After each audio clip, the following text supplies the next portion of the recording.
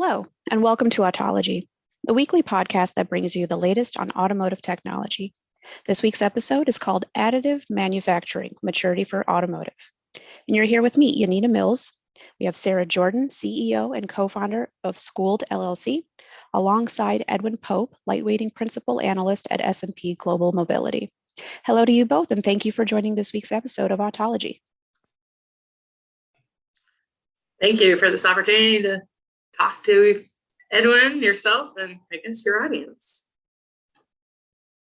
Thanks for coming along, Sarah, and being willing to talk to us about where you think additive manufacturing is in terms of maturity. So this week's podcast is all about additive manufacturing, aka 3D printing. So the first question that I really have is additive manufacturing ready for mainstream manufacturing in the automotive sector? So that's a great question.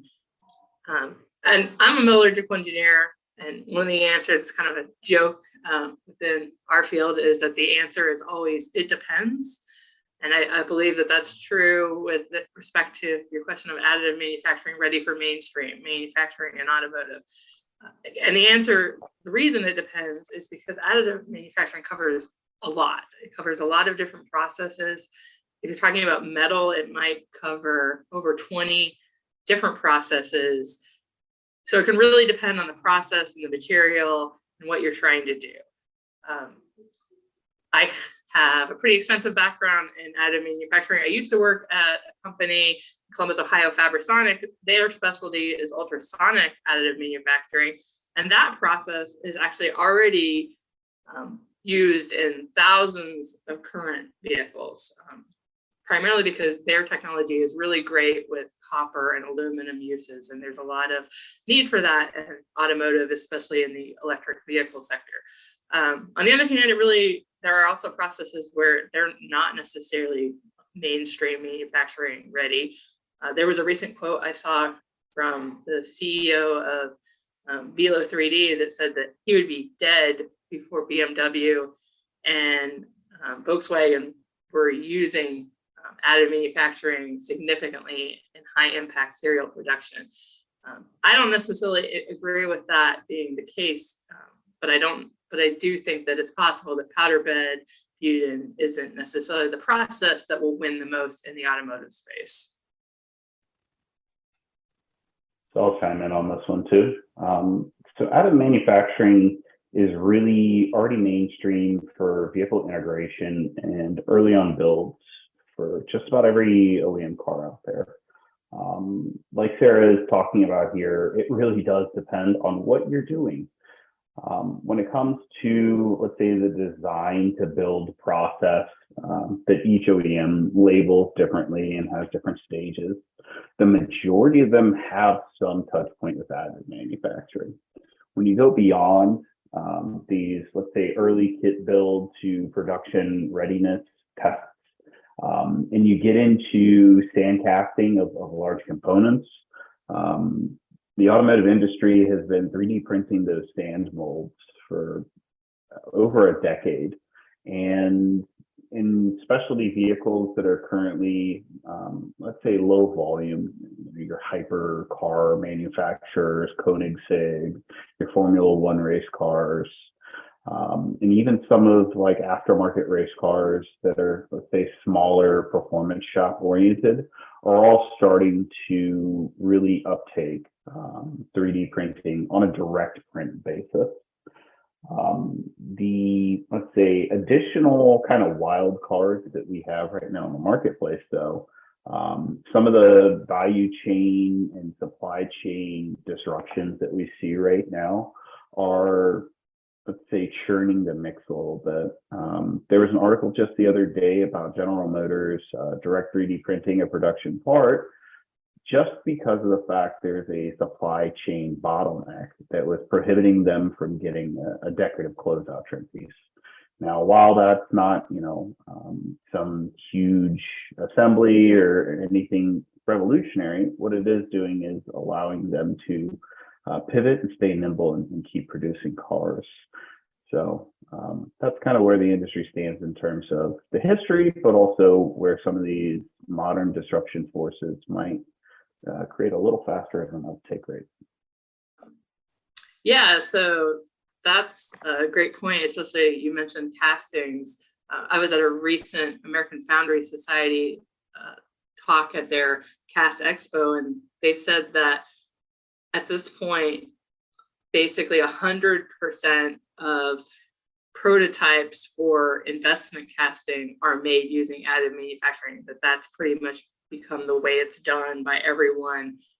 Although they do at some point tend to tool things up depending on the volume levels that are needed.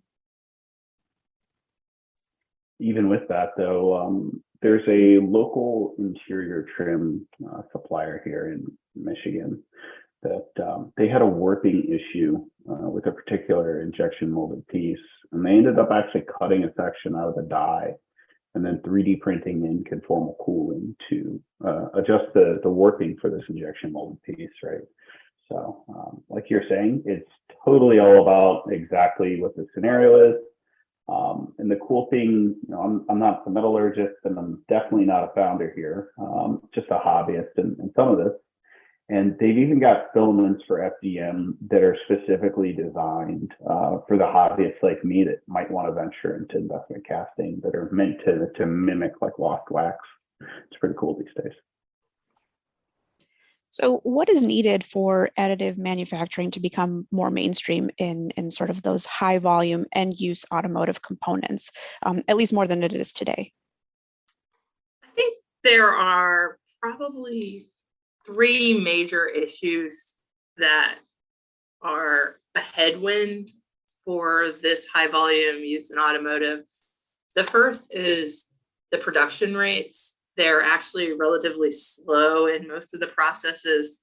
They tend to be measured in things such as pounds per day, compared to conventional processes, which may be doing tons per hour. If you're talking about a foundry or a stamping process, their costs are still very high. And a lot of that cost is due to the fact that the slow production rate directly is impacted by the equipment amortization that drives up cost tremendously. There's a high cost of powder. There is a high cost of post-processing. So getting costs down is huge. And then finally, there's also an issue from the standpoint of quality. There tends to be issues with repeatability, defects, and then some level of just, do people trust the material? My company, Schooled, is actually working on developing a new process that tries to address all of those. We're developing a new process that merges 3D printing with lost foam casting, which is a type of specialty investment casting, but it's basically cuts out a bunch of the process steps compared to traditional lost wax casting. It's been around for literally thousands of years. The other thing that I think is necessary, that's not necessarily a technical issue, it's an issue more from a cultural standpoint within the automotive sphere, especially within like OEMs and things like that. I've worked at large manufacturing companies before, and a lot of times those companies, they have a lot of issues with silos, and you need to re-engineer these parts to make full use of the additive manufacturing. You just can't take a part that's already existing and convert it to additive, because it's going to cost way too much. You need to redesign it to optimize it for additive. So having these silos, having teams where just one person can veto the change, all of these things make it very difficult to switch over to a new technology. There can also be issues with concerns about single sourcing and going through purchasing from the standpoint of bringing in new technology. So my experience from the lost foam casting space is that the Department of Energy predicted 20 years ago that by the year 2020, lost foam casting was supposed to achieve 30% of the casting market, and it's still less than 1%. And part of it's because of these problems with getting new technology into large manufacturers in general. Those are really good points, I think, especially when you start talking about individual engineering departments. The other side of that, though, that's really interesting is some of these siloed organizations already adopting it, like tooling on a manufacturing floor. GM, for example, has said that one of their production plants basically saved about, I think it was close to $500,000 by 3D printing jigs and fixtures and little items that typically had like a long lead time and were fairly expensive to produce. And in that scenario, you're taking kind of like a specialty market value chain and condensing it down to where the engineer in that silo has a much shorter lead time and can actually be fully empowered in a silo. So those kinds of scenarios, we're seeing that adoption. So you're on point, absolutely, about the mass adoption portion being kind of bottlenecked by that. And the other side is we're seeing that those exact scenarios where the niche fits is where it's kind of putting in the hours and showing profitability to management that might allow for a better culture change. But it's really hard to have a 20-year crystal ball like you're kind of hinting at. Energy requirements, I think, are another portion of the amortization portion of all this. Lasers are ridiculously energy intense. The history of energy efficiency in lasers is that, like, in the old days, 10% efficiency was a good number for a high-powered, high-accuracy laser. We're up to maybe 25%, but when you think about it from another way, the amount of energy that's over there melting that powder, 3 times that energy is going to waste. There are new pumping mediums and new laser formats and new ways to address this that help cut that down, but we have a long way to go there. In addition, the reuse and recycling rates for powders, that's a metric that a lot of raw material suppliers are really working at here because of how bad it was for a while. And some of these are getting to a point where it is more like a conventional process. And then there's some other powders that basically you throw them in the bed, and you run a print or two, and you're, essentially sending it back to your raw material supplier. And that kind of waste really does impact this part cost a lot.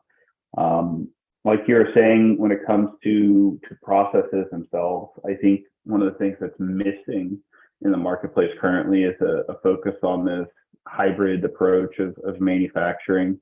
There's some people who are like wire feed printing stuff and then doing CNC cutting afterward. But there's only one automotive use case that was realistically kind of fixing an error. It was an oversight for engineering through Tesla. There's a sensor in the HVAC system for, like, I think it was a Model 3, where they had forgotten the boss for attaching a sensor completely on the car, and then 3D printed with FDM on a few vehicles this boss instead of redoing the tooling. So realistically, the better this material provider integration and energy consumption goes down, and the longer we see organizations having success stories, I think it kind of built that strong positive momentum for the industry. Yeah, one thing that I think is important to think about as well for the future and changes is that a lot of these processes were designed for aerospace and medical device use, which are probably the highest demand industries.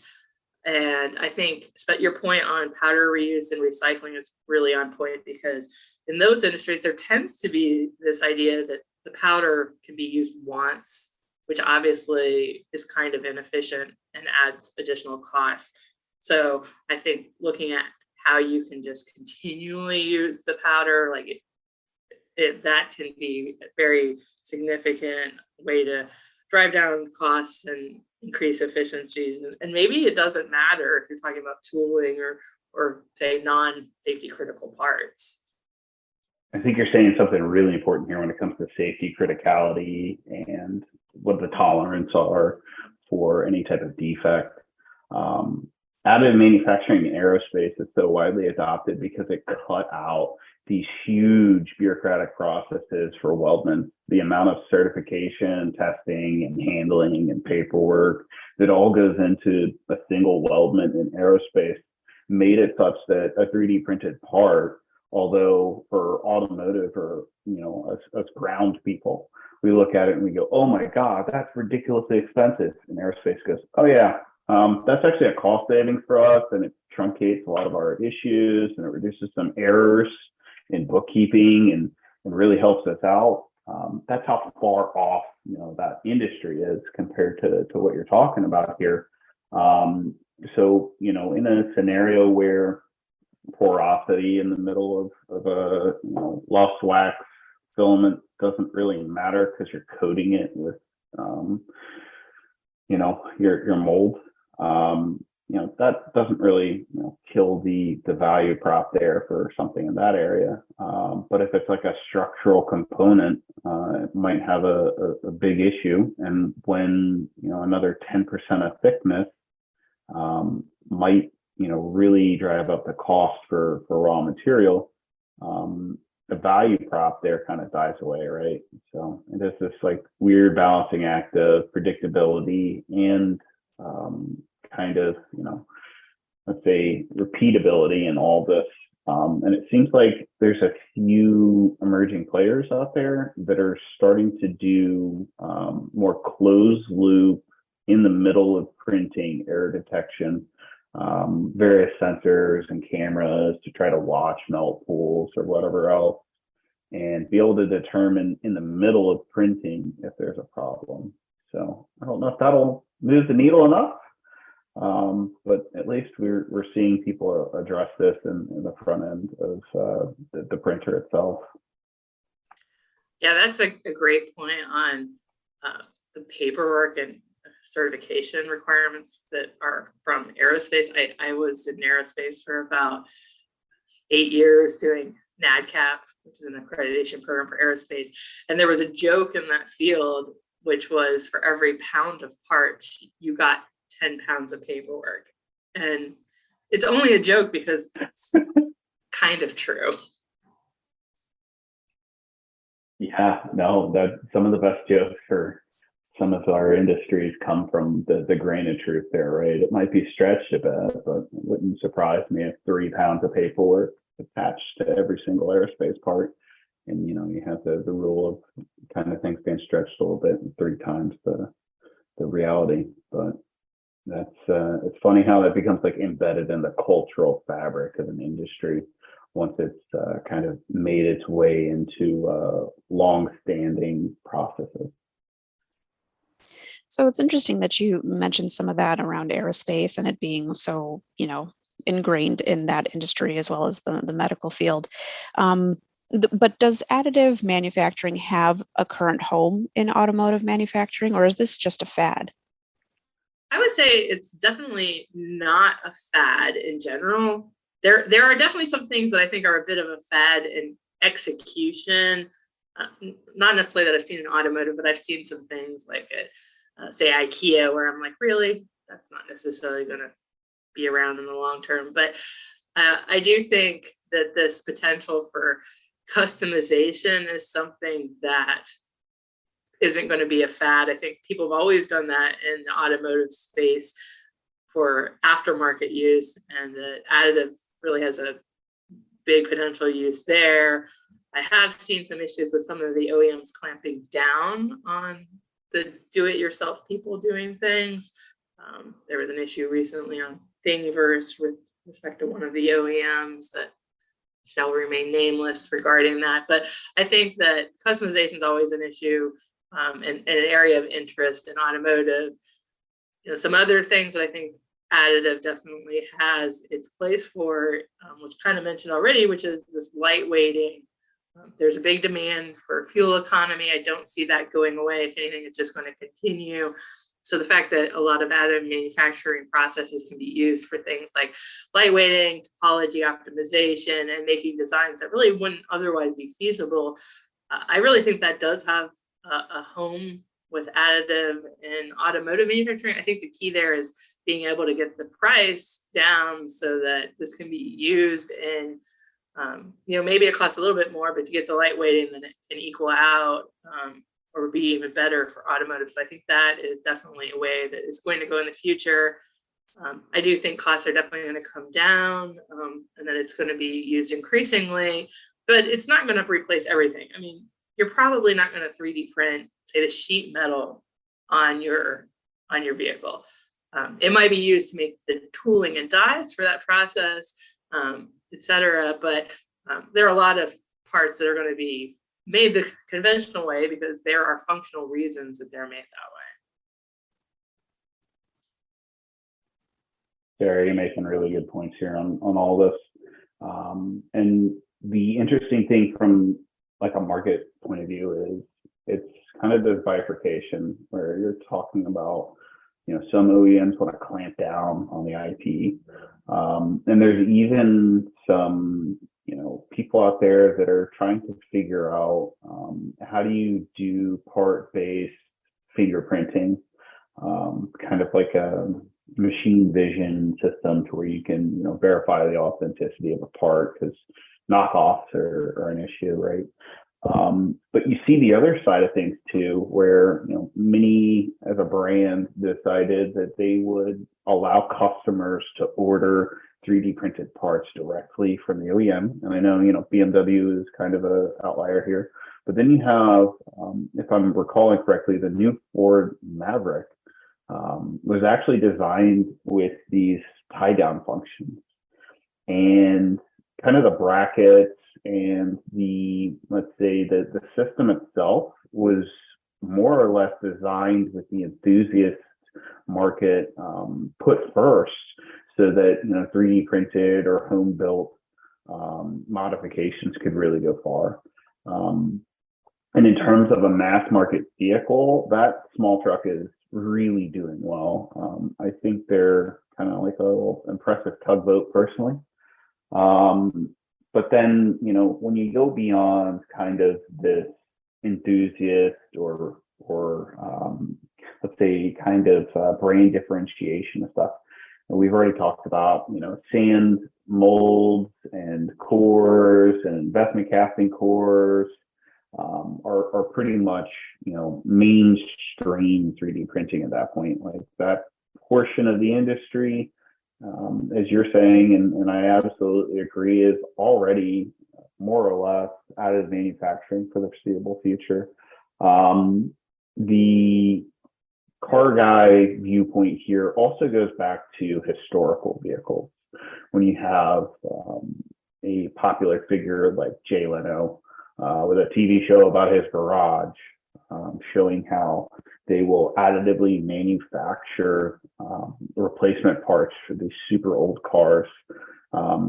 It kind of makes me think about the long-term parts making viability for some components where they get made at the beginning portion or the tooling gets sold.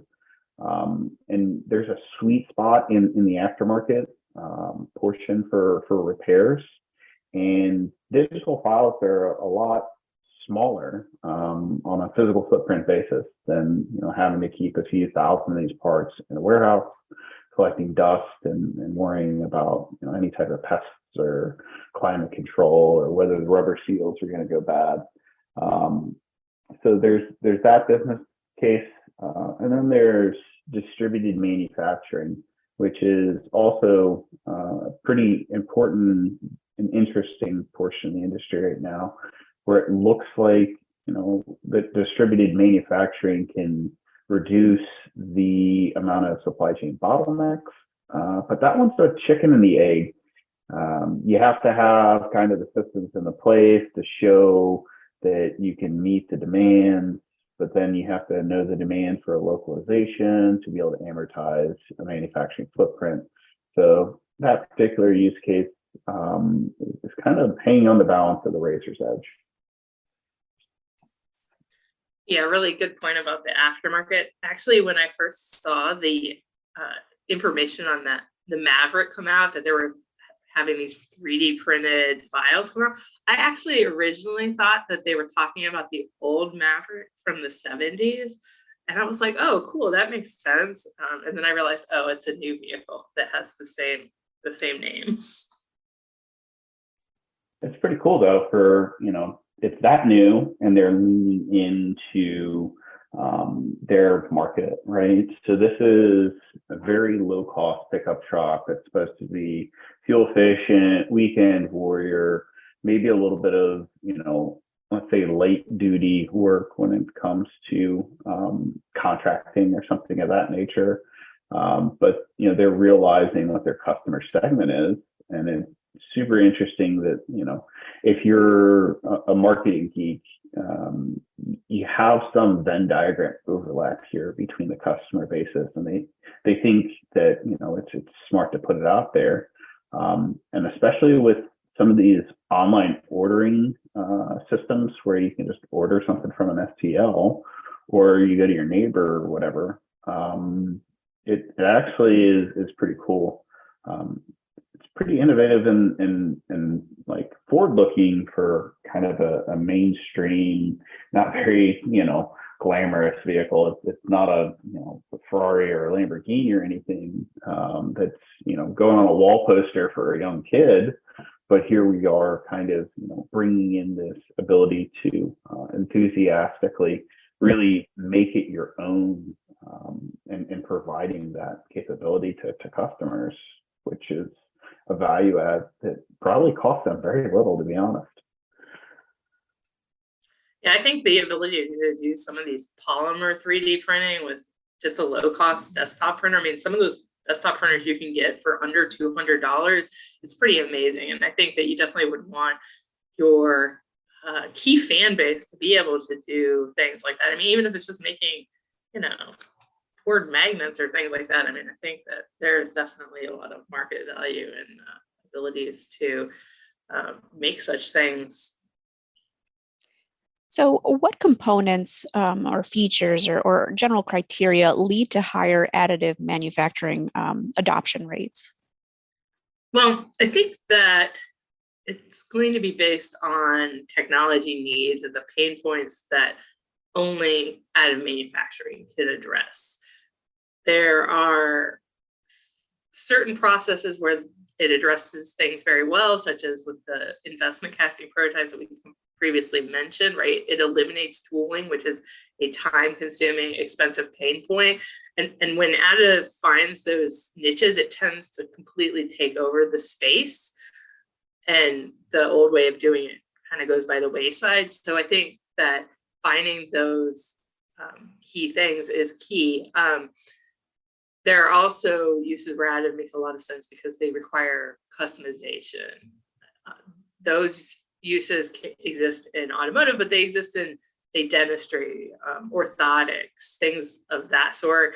And those are kind of key pain points as well, because either you just can't have customization, or customization costs a lot of money. The other thing that's really important in the additive space, and I kind of keep harping on this, is getting the cost down. So right now, typically additive is probably at least 10 times more than conventional, say, casting and machining processes. At school, that's one of the things we are definitely trying to focus on, is getting is at a more comparable price point. At least it's comparable to casting plus machining, or mass produced metal plus weldments. But I think that when you ask about key components and features, I think the topology optimization is definitely a critical one with respect to lightweighting, and then the customization is probably the biggest points that I think would be critical in the automotive sector. So from my point of view, the high complexity parts are really what moves the needle. Like Sarah's saying, when it comes to casting, that's absolutely a great mental model for a starting point here. I think heat exchangers are ripe for destruction in this area when you have expensive vehicles with old school plate coolers still in them. They're relatively heavy. They don't package that great. And the transfer rates and surface areas that are afforded by these devices are, kind of legacy. When we see some of the super high-end race or rocket engine or kind of, let's say, high value chain fringe cases, these complexity metrics of how difficult it is to make this part that basically is feasibly impossible previously, but now you can print it. When they're able to show there's a functional improvement, so rocket engine, we have thrust, maybe heat exchanger, it's a metric balancing weight, balancing packaging space, and balancing BT rejection of heat or something, right? But when you start making this incomparable or leagues beyond business case, that's when businesses will absolutely adopt it. Lower volumes are another place where I think this really pays off. You have some odd stuff with like divergent 3D, kind of like that kit car manufacturing mindset. There's a great business case there, in my opinion, for anything where traditionally you have like tubing that is welded up and you have to like coat the end of tubes and weld it at a seam, and you got to pay somebody to TIG weld it or figure out all your jigs and fixtures. And that comes from like a racing viewpoint, but also like a power sports viewpoint. And when you have these intersections of tubes, if you could, 3D print and cast that particular node for the intersection of those members, whether it's, a round tube or an extrusion, I think that's a really good spot to put an additive manufacturing based process, especially in one of these evaporative cast or, high vacuum evaporative cast processes. And finally, I think localization of component production is kind of, once again, that wild card. I need that part. I need it yesterday. I need it here. I can't wait for that specialty machine shop halfway across the world to make this part. Well, why don't I just print it, finish it up, and get things rolling again? And when there's enough money at stake for that business case, even large organizations will do crazy things.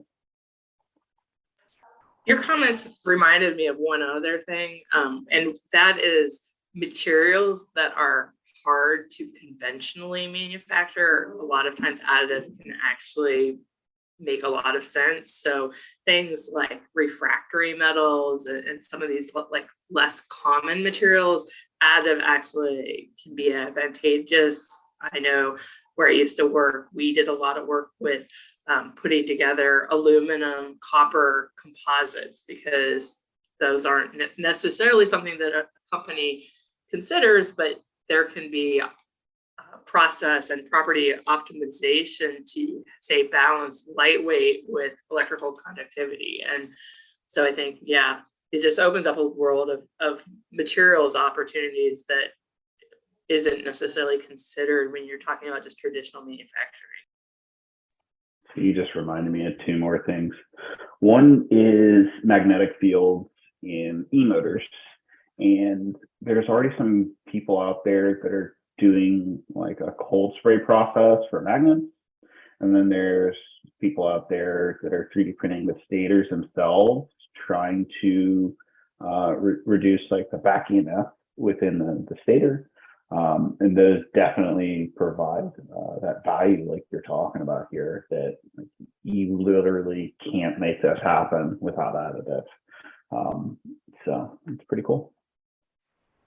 Is there room for significant improvement in additive manufacturing?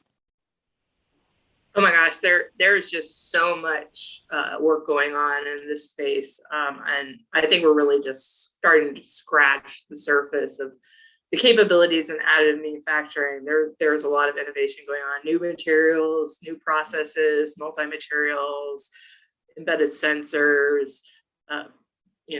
There's so many companies working in this space. And I think that's one of the problems is people think additive manufacturing is just a process. It's a whole family of processes. I think, several dozen processes. And then when you start talking about process chains and hybrid processes, it just really becomes maybe not infinitely, but huge. But there's just a lot of opportunity in the space and a lot of things, brand new things of looking at it.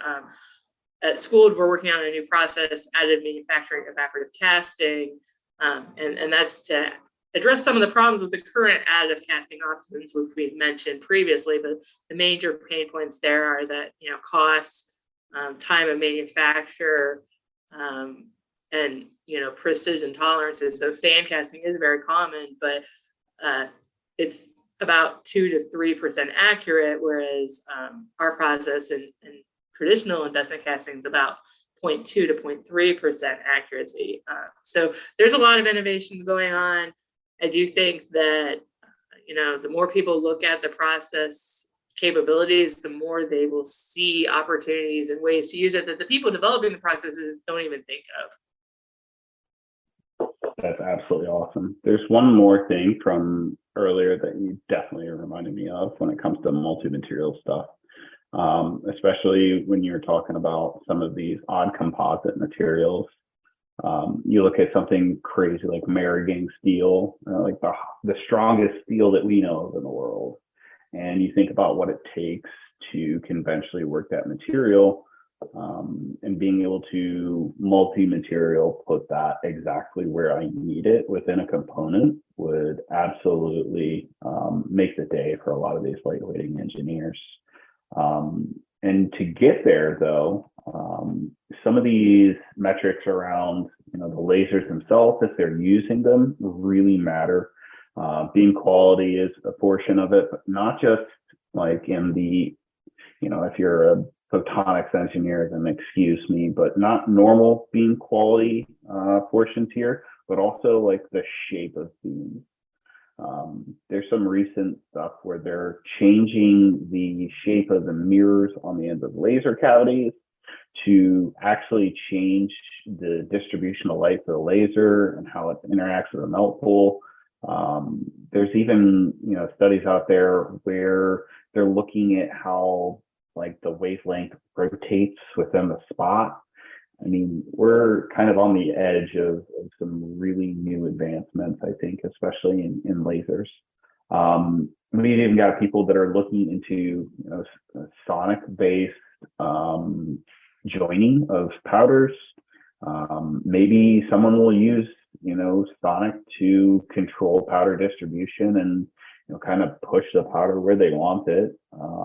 Or maybe we'll get to the point where somebody's thinking about leaving voids inside of a part and they decide to put the print bed upside down so the powder falls back out after it's kind of cold sprayed or jetted towards the part and bonded. We really have a long way to go to really take full advantage of any of this stuff. And that's even without talking about the chamber differences for nitrogen or argon, or is anybody printing in a vacuum? There's some really cool stuff that might really move the needle. The cool part, like Sarah's saying, is we have so many different directions to go that this is really a industry that's ripe for innovation. Yeah, what you're saying about looking at putting voids intentionally into parts is actually spot on. I know that there's definitely work being done in that area. People always think of porosity as a defect, but if it can be controlled and engineered, then that's just all that much more creativity and use cases that can be used, such as in heat exchangers or lightweighting. You're spot on with intentional holes. Like graphene has intentional holes, and we put intentional holes in solar panels. Like there's a use case for this stuff, and as this matures, I think you're absolutely hitting the nail on the head there, that like there will be intentional use cases for these voids, and probably some guys out there or gals out there studying exactly how to best use these voids, maybe even to make some lattice structure within the printed or cast material. That's really interesting. And I guess just before we wrap up today's episode, it would be interesting to know, are you bearish or bullish in the short and long term when it comes to additive manufacturing, automotive components? So I'm bullish in the short term for niche type components, some of which we've mentioned here today, things like, certain customization. I think it will continue to grow in finding the applicable niches. But if I look out, say 3 to 5 years, I'm also bullish, really bullish, actually. I think that there will be automotive components that, major safety critical parts that are going to be made using some sort of an additive manufacturing process chain to do it. I am a little bit bearish on some of the current processes out there. People don't like this when I say it, but I think some of the existing processes that people have been invested in, that they're going to go the way of, say, VHS and vinyl albums. That, yeah, maybe they'll have their places they're used, but they won't be the predominant technology in the long run. So I'm going to chime in and say I'm bearish short term overall market, and that's just prevailing market conditions at the moment, with us entering a bear market officially. And like Sarah said, there's some processes that they don't have a competitive edge anymore, and 3D printing or additive manufacturing, however you want to label the industry, is a fast moving space for innovation, and all those processes are kind of ripe for disruption or self-disruption within that particular sector of the industry. And it may just be kind of handed down to consumers or handed down to, let's say, lower value. It may not completely disappear, but it definitely will not be the leaders in the market. But then in the mid to long term, once we get kind of past this kind of downturn in the market that we see kind of shown, I think we're very bullish.